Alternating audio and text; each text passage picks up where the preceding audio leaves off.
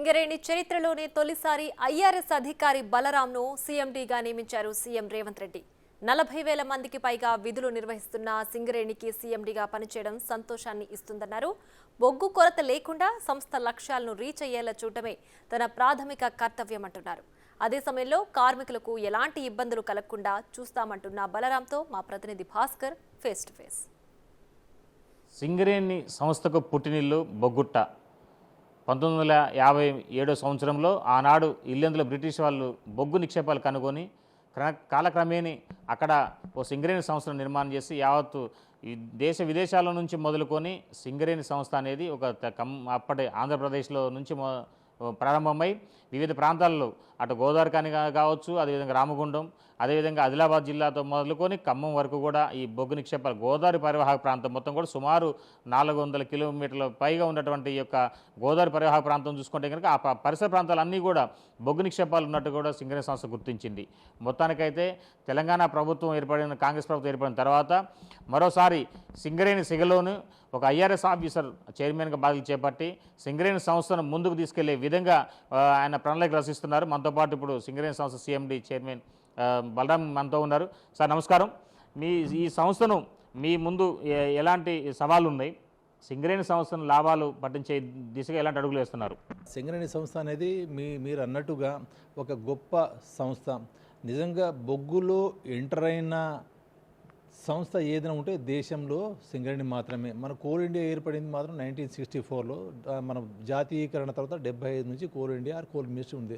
కానీ మన సింగరేణి సంస్థ మీరు అన్నట్టు 1889లో ఆర్ 1886లో ముఖ్యంగా ముందు జాన్ విలియం కింగ్ అనే అతను బ్రిటిషర్స్ వాళ్ళు బొగ్గును గుర్తించడం జరిగింది. ముఖ్యంగా ఎట్లా గుర్తించడం జరిగిందంటే దాదాపుగా భద్రాచలంకి వెళ్ళే భక్తులు వాళ్ళు రాత్రిపూట వంట చేసుకుంటూ ఉంటే ఆ 4 రాళ్ళలాగా ఉండే పిల్లలు పెట్టుకుంటే అది మంట రావడము, దాంతోపాటు వాళ్ళందరూ ఏమీ అపచారం జరుగుతూ చెప్పడము, అప్పట్లో దగ్గరలో ఉన్న బ్రిటిష్ వారికి ఆ విషయం తెలియడము, దాంతో విలియం కింగ్ గారు ఆయన సైంటిస్ట్ ఈ బొగ్గును డిస్కవరీ జరిగింది. మీరన్నట్టు ఎల్లందు ప్రాంతాన్ని ఫస్ట్ బొగ్గుటుగా అనేవారు. అండ్ సింగరేణికి ఆ పేరు కూడా ఎల్లందు ప్రాంతంలో పక్కన ఉన్న గ్రామము సింగరేణి పేరున ఈరోజు మన సింగరేణి సంస్థ పేరు వచ్చింది. ఆ తర్వాత ఎంత గొప్ప చరిత్ర ఉంది సింగరేణి కంటే దాదాపు ఇక్కడ నుంచి బొగ్గుని బ్రిటిష్కి లండన్ కూడా ఎక్స్పోర్ట్ చేశారు. ఆ కాలంలో అంత చరిత్ర ఉంది. అండ్ 1920 సంవత్సరంలో సింగరేణి సంస్థ బ్రిటిష్ మన లండన్ స్టాక్ ఎక్స్చేంజ్లో లిస్టెడ్ కంపెనీగా తయారైంది. ఆ తర్వాత నిజాంకి, ఆ రాష్ట్రానికి, భారత ప్రభుత్వానికి త్రైపాక్షిక ఒప్పందం ద్వారా ఈ సంస్థ మనకి రాష్ట్ర ప్రభుత్వానికి వచ్చింది. అండ్ రాష్ట్ర ప్రభుత్వం ఒక మేజర్ షేర్ హోల్డర్గా 51%తో రాష్ట్ర ప్రభుత్వ సంస్థగా, అలాగే 49% కేంద్ర ప్రభుత్వం కూడా దీనిలో భాగస్వామ్యం ఉంది. అండ్ ఈరోజు మనం ఒకప్పుడు సింగరేణి సంస్థలో 1,10,000 మంది ఉద్యోగులు పనిచేసేవాళ్ళు. ఈరోజు వచ్చేసేసి కొన్ని మనకు యూజీ మైన్స్ తగ్గడం వల్ల ఈరోజు దాదాపుగా చూస్తే మనము 42 underground mines and 18 open cast mine ఉన్నాయి. మొత్తం 40 మైన్లునే 40 మైన్లలో కలిపి ఒక 45,000 మంది పనిచేస్తున్నారు. దీనిలో 2,500 మంది అధికారులు ఉన్నారు, ఎగ్జిక్యూటివ్స్ అంటాం వీళ్ళని. మిగతా 43,000 మంది కార్మికులు ఉన్నారు.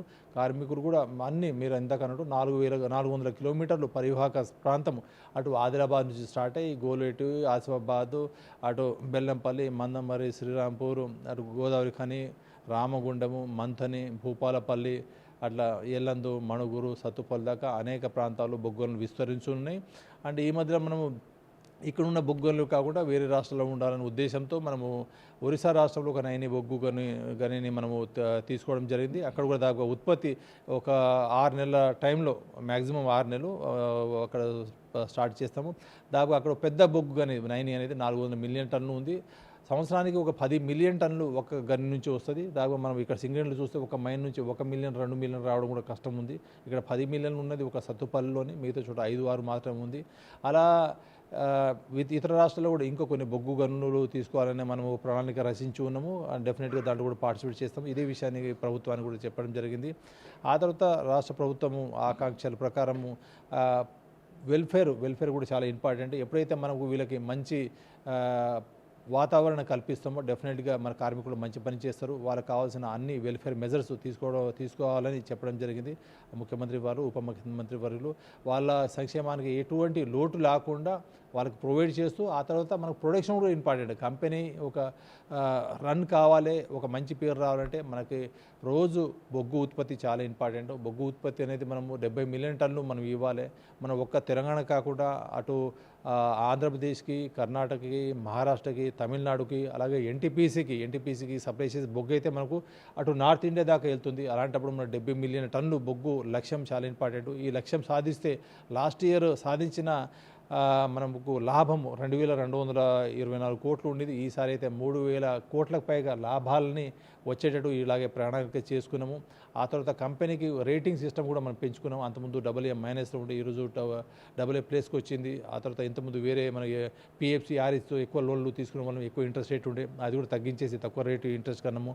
ప్రభుత్వం కూడా దీనిపైన ఇంట్రెస్ట్ రేటు ఎంత తీసుకుంటారో ఏందనేది కూడా అన్నీ గమనిస్తూ ఉంది, ఎంత బాగా పనిచేస్తున్నది అవన్నీ కూడా మనం ఒక పనితీరుకి నిదర్శనాలుగా ఉంటాయి. ఆ విధంగా కూడా మనము బాగా చేస్తున్నాము.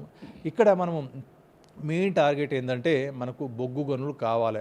ఇప్పుడు ఉన్న బొగ్గు గనులు ఏవైతే ఉన్నాయో 2007, 27, 28 దాకా మనం ఒక గ్రోత్ లెవెల్ వెళ్ళి తగ్గేటట్టు ఉంది. ఆ తగ్గేదాని అనేది చాలా డేంజర్ మార్క్స్ లాంటివి. అలాంటివి కాకుండా నేను ఈ గత వారం రోజుల్లోనే ఒక కులంకుశంగా మనకు ప్రాజెక్ట్ ప్లానింగ్ డిపార్ట్మెంట్ ఉంది, ఆపరేషన్స్ విభాగం ఉంది, ఎక్స్ప్లోరేషన్ విభాగం ఉంది, వాళ్ళందరితో మాట్లాడడం జరిగింది.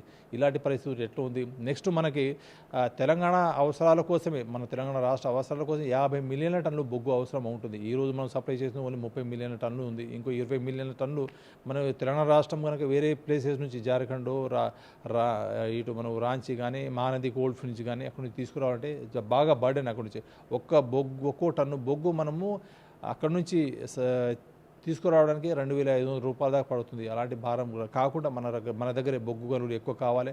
ఒక 6 బొగ్గు గనులను మనం గుర్తించడం జరిగింది. మనకు ఎల్లందులో కొన్ని ఓపెన్ కాస్ట్లు వచ్చే అవకాశం ఉంది. భూపాలపల్లి కూడా కొన్ని ఓపెన్ కాస్ట్ వచ్చే ఉంది. అలాగే మనకు బెల్లంపల్లి ఏరియాలో మహావీర్ కని అని, గోలేటి ఓసీలు అక్కడ రావాలి. ఆ తర్వాత కొన్ని మనము అండర్ గ్రౌండ్ మైన్ అని ఓపెన్ కాస్ట్గా మనము దాన్ని మారుస్తాము. అటు కూడా మనకు మందమరి ఏరియాలో కూడా కొత్త ఓపెన్ కాస్ట్ మైన్స్ వస్తున్నాయి. ఆ తర్వాత కొన్ని బొగ్గు గనుల్లో మనం ఆక్షన్లో పార్టిసిపేట్ కాలేదు. ఆ ఆక్షన్లో పార్టిసిపేట్ కావాలి అని మేము ఒక నిర్ణయానికి వచ్చాము. దానికి ప్రభుత్వానికి తెలియజేసి వారి అనుమతి పొంది ఒక కొత్త 6 బొగ్గు గనులు తీసుకురావడం. అంతకుముందు మీరు చూసే ఉంటారు, ఇటు మనం కోయగూడ ఓసి, అటు Sathupalli OC, Sravanapalli OC and KK6 ఆ మైన్స్ తీసుకురావడము. ఆ తర్వాత కొన్ని మైనింగ్ లీజు లేవు, ఆ లీజును కూడా మనం కొన్ని మనం ఇప్పటికే గుర్తించడం జరిగింది. దాన్ని కూడా గుర్తించి నెక్స్ట్ మీటింగ్ ముఖ్యమంత్రి వర్యులు ఉప ముఖ్యమంత్రి వర్యుల ఆధ్వర్యంలో ఒకసారి ఢిల్లీ LACC వాటిని గుర్తించిన బ్లాక్లన్నీ మాకు ఇమ్మీడియట్గా ఇవ్వమని చెప్తాము. అప్పటికే మనం కొద్ది CMPDL ఉంటుంది, కోల్ ఇండియాలో సంస్థ, వాళ్ళు కూడా మనకి ఇవ్వాలని రికమెండ్ చేసింది.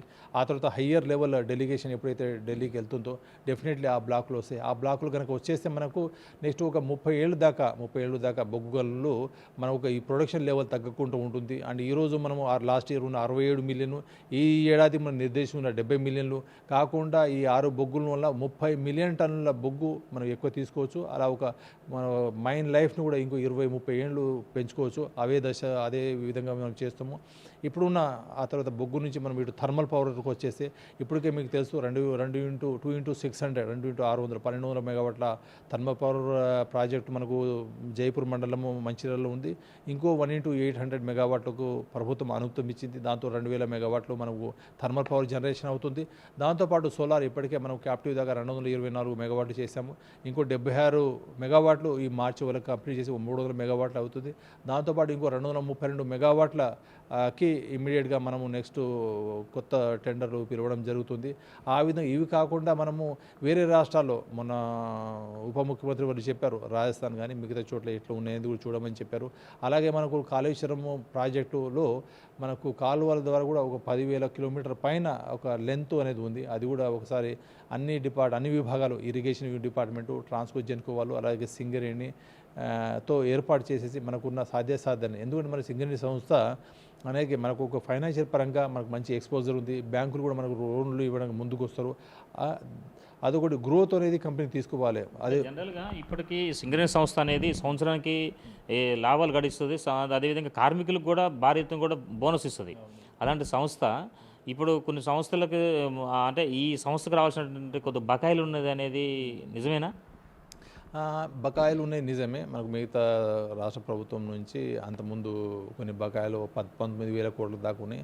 ఆ బకాయిలు కూడా మనము తీసుకుంటే డెఫినెట్లీ మనం ఇంకా ఎక్కువ ప్రాజెక్టు చేసుకుని ఉంటుంది. ఇంకా కొద్ది ఇన్వెస్ట్మెంట్ ప్లాన్ కూడా ఎక్కువ చేసుకోవచ్చు. ఆ విధంగా తీసుకోవడానికి ప్రయత్నిస్తాం. అంటే జనరల్గా ఇప్పుడు మీరు కొత్తగా కోల్ బ్లాక్స్ గుర్తిస్తా అని చెప్పి అంటున్నారు 6 ప్రాంతాలు ఉన్నాయి. అందులో తెలంగాణ రాష్ట్రంలో కానీ ఖమ్మం ఉమ్మడి జిల్లాలో ఏమైనా ఉన్నాయా? ఆ ఖమ్మం ఉమ్మడి జిల్లాలో కూడా మనం ఒక ప్రాజెక్టును గుర్తించడం జరిగింది. ఆ తర్వాత మిగతా చోట్ల ఒక 4 ప్రాజెక్టులు ఉన్నాయి యలందు ప్రాంతంలోని. ఓకే, అయితే మొత్తానికైతే దీంతో పాటు చూసుకుంటే కనుక ఇంకా మీరు కొత్త అంటే ఈ సింగరేణి సంస్థతో పాటుగా కొత్త ఎనర్జెటిక్ లెవెల్లో అంటే ఒక సోలార్ సిస్టమ్తో పాటుగా మళ్ళీ ఇంకొక విభిన్న రూపాల్లో విభిన్నమైనటువంటి విప్లవాత్మకమైనటువంటి కొత్త ధోరణిలోని మరో కొంత మార్కెట్ చేయబోతున్న విషయం తెలుస్తూ ఉంది సింగరేణి సంస్థ. అది ఏంటిది? అది అదే ఇప్పుడు దాకా ఉన్న 2x ఇప్పుడు ఉన్న దాన్ని 70 మిలియన్ని 100 మిలియన్ తీసుకెళ్ళడము. ఆ తర్వాత సోలార్ ఊరికి ఇప్పుడు క్యాప్టివ్ కన్జంప్షన్ మన అవసరాలకి పెట్టుకున్నాము 300 మెగావాట్లు. అవి కాకుండా ఒక 2,000 మెగావాట్ల దాకా సోలార్ పెంచుకోవడము. 2,000 మెగావాట్లు సోలార్ యూనిట్ పెంచుకుంటే ఒక 2,000 కోట్ల ఆదాయం పెరుగుతుంది నాకు. ఇక్కడ ఇంకో 800 పవర్ ప్లాంట్ రావడంగా అక్కడ ఒక నాకు 1,500 కోట్ల ఆదాయం పెరుగుతుంది. 70 మిలియన్ల బొగ్గు 100 మిలియన్ టన్ను పోవడం ద్వారా అక్కడ ఒక 5,000 కోట్ల టర్న్ ఓవర్ పెరుగుతుంది. అట్లా ఒక ఆ తర్వాత మనకు పంప్ స్టోరేజ్ మనకైతే పెద్ద పెద్ద మైన్లు ఓపెన్ కాస్ట్ మైన్లో ఒకసారి బొగ్గు 300 మీటర్ దాకా మనం తవ్వేసి మిగిలితే అక్కడ 1 or 2 TMC దాకా వాటర్ పెరిగిపోతుంది.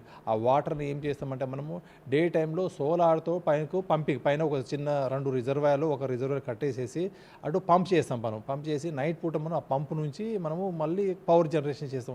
అలాంటి ఫెసిలిటీస్ కూడా మనకు ఎనందులో ఒక 100 మెగావాట్లకు గుర్తించడం జరిగింది.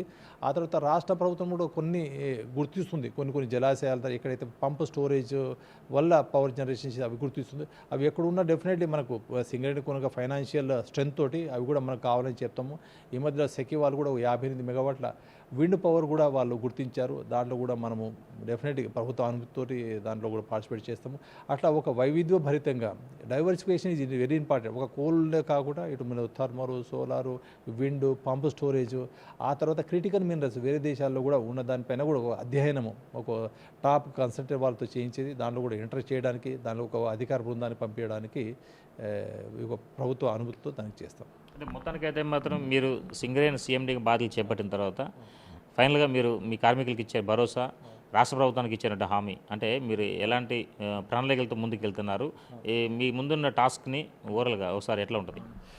కార్మికులకి రాష్ట్ర ప్రభుత్వానికి ఇచ్చే భరోసా, రాష్ట్ర ప్రభుత్వంలో ఒక సింగరేణి సంస్థ చైర్మన్ అండ్ మేనేజింగ్ డైరెక్టరు పైన ఎన్నో ఒక ఆశతో పెడతారు. అక్కడ నియమించిన అధికారి అనేది చాలా గొప్పవాడు ఉండాలి. సంస్థ అభివృద్ధి తోడ్పడాలి. అలాగే ఇట్లా కార్మికుల సంక్షేమానికి అభివృద్ధికి తోడ్పడాలి. కార్మికులకు సంబంధించి వాళ్ళకి ఏ ఉన్నా డెఫినెట్గా నేను ఇండివిజువల్ లెవెల్లో వాళ్ళకి అందుబాటులో ఉంటా. ఇప్పటికే మీరు చూశారు కొంత ఇన్సూరెన్స్ అనేది చేయించాము 50 లక్షల దాకా. 50 లక్షల ఇన్సూరెన్స్ని నెక్స్ట్ ₹1,00,00,000 ఇన్సూరెన్స్ని తీసుకెళ్లాలనే ప్రణాళికతో ఉన్నాము. అలాగే అవుట్ సోర్సింగ్ వాళ్ళు ఒక 26,000 మంది పనిచేస్తున్నారు. వాళ్ళకి ఏమి యాక్సిడెంట్ ఇన్సూరెన్స్ బెనిఫిట్ లేవు. అదొక 30 లక్షల ఇన్సూరెన్స్ తీసుకెళ్తాము.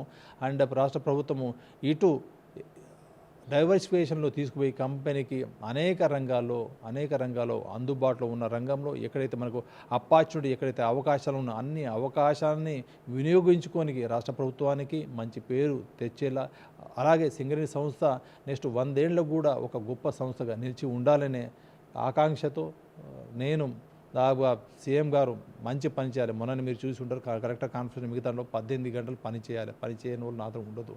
అదే గొప్ప పనితీరుతో ఎప్పుడు కార్మికులకు అందుబాటులో ఉంటూ అధికారులకు అందుబాటులో ఉంటూ కంపెనీకి ఇంకా ఎన్ని లక్ష్యాలు ఉన్నాయి ఏ దేంట్లో ఎంటర్ కావాలి అనే ఉద్దేశంతో ముందుకెళ్తాం. అలాగే రిక్రూట్మెంట్ అనేది కూడా చాలా ఇంపార్టెంట్. ఇప్పటికే దాకా 300 పైన మనం ఖాళీని గుర్తించడం జరిగింది. రాష్ట్ర ప్రభుత్వం ఒకసారి అనుమతి ఇవ్వగానే అన్ని ఒక 300 ఈ డైరెక్ట్ రిక్రూట్మెంట్ని ఒక 6 నెలల టైంలో మనం కంప్లీట్ చేయగలుగుతాం. అలాగే డిపెండెంట్ ఇంప్లిమెంట్ ఉంది. నెలకు ఒక 150 మంది మనం తీసుకుంటాం. అట్లా 12 నెలలకి మనం దాకా 1,500 ఉద్యోగాలు అవి ఎప్పుడైతే చేస్తున్నామో దాన్ని రెగ్యులర్ బేస్లో ఇమ్మీడియట్గా చేస్తూనే ఉంటాము. సో మొత్తానికి చూసుకోవచ్చు సింగరేణి సంస్థ తనపై పెట్టినటువంటి బాధ్యతను అదేవిధంగా రాష్ట్ర ప్రభుత్వం నమ్మకంతో ఇచ్చినటువంటి ఈ యొక్క పదవిని కాపాడుతూ అదేవిధంగా సింగరేణి సంస్థ మనుగడను పెంపొందించే విధంగా చర్యలు ఉంటాయి. అదేవిధంగా కార్మికులకు పక్షాన నిలబడుతూ అదేవిధంగా సింగరేణి లాభాల్లో పయనించే విధంగా కొత్త నిక్షేపాలను గుర్తించి అదేవిధంగా కొత్తగా ఓపెన్ కాస్ట్లను ఏర్పాటు చేయడంతో పాటుగా మరి ఇంకా నిరుద్యోగులకు ఉపాధి కల్పించే విధంగా ముందుకెళ్తా అంటున్నారు సింగరేణి సంస్థ సీఎండి బలరాం. ఇది కొంత తాజా పరిస్థితి. కెమెరా సంపత్తో భాస్కర్, బిగ్ టీవీ, కొత్తగూడెం.